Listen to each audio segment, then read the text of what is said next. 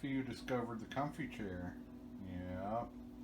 Bob was sleeping there a lot, but now it's Fifi's turn to use it.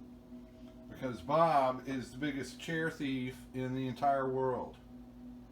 He'll sit there in the windowsill behind the chair, and as soon as I get up, you are in that chair. Every single time, Bob. You're the worst. Is that your favorite window, Grumpy? You spend most of your time there.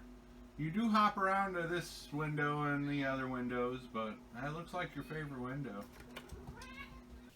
Good evening from Groovy Eggs Farm. I am Jeff. Today was Friday. It's probably about 8 o'clock.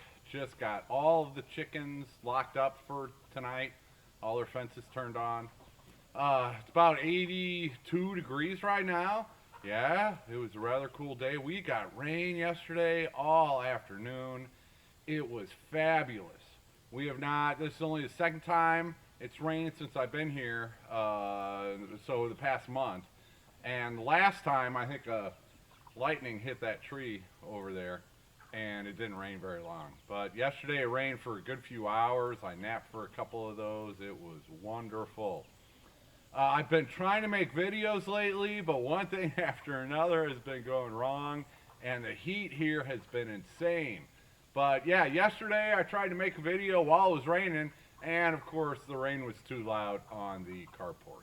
It's raining! Raining, not very much. I did get some clips from the incredible steak dinner that was prepared for me by the Dog Man. Yeah, we did a live video during that while I was eating. I ate for a solid 40 minutes in that video. But yes, so got a few clips from that. That was seriously last 4th of July. Not the one a few weeks ago, but last year was the last time I had a steak. And that was gifted to me and somebody else cooked it. So yeah, but this one, I think it was a porterhouse and it was thick and juicy and incredible.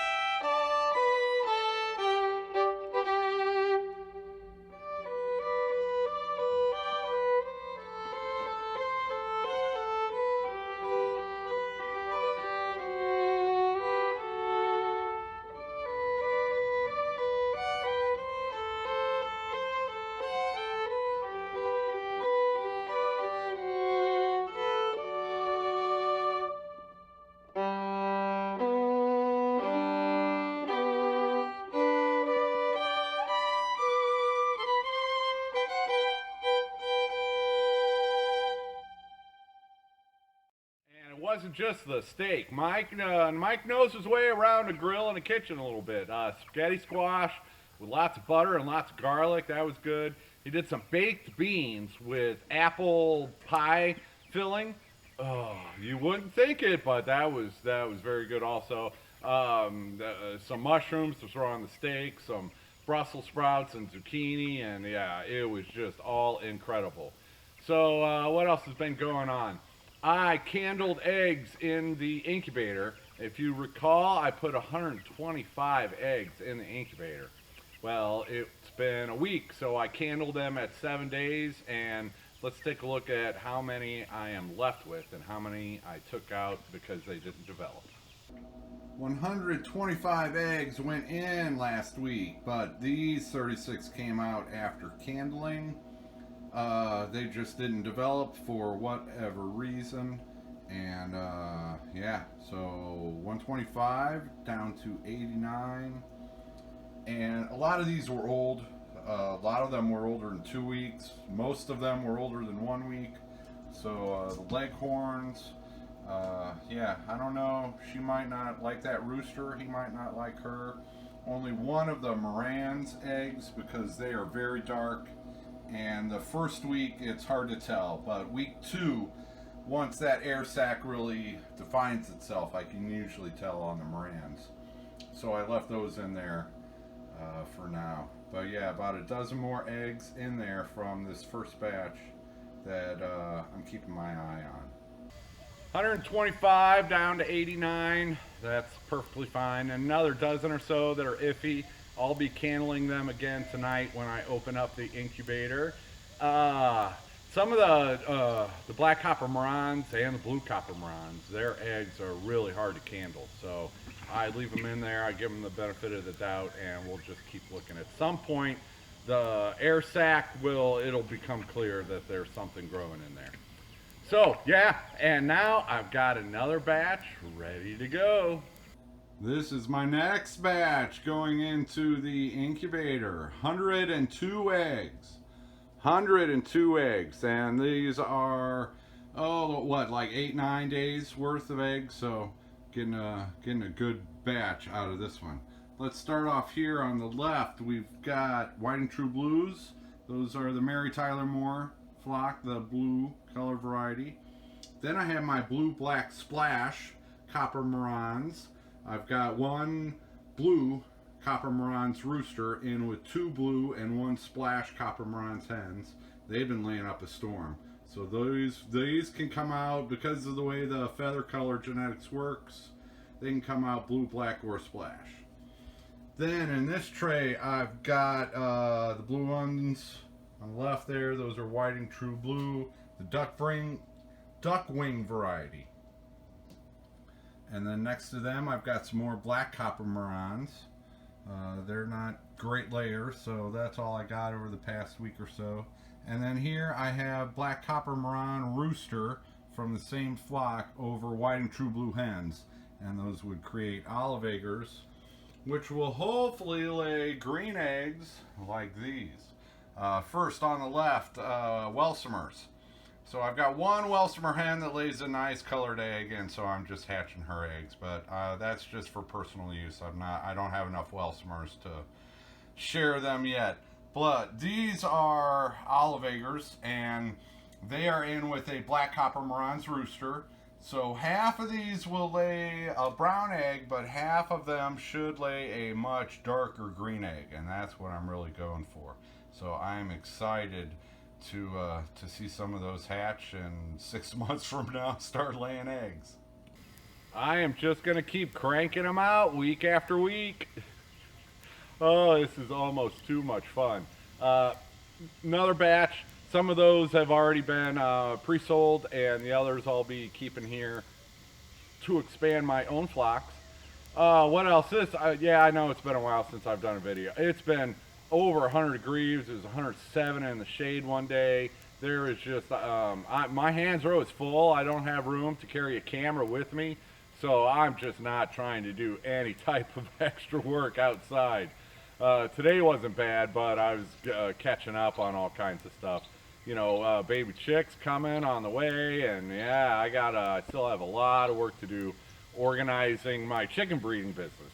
I have been doing little stuff inside here and there, emptying boxes, yeah, just all kinds of little stuff while I'm downtime. But this heat, it drains my energy, so yeah, it's not been a fun few weeks to start out at the new place because of the heat.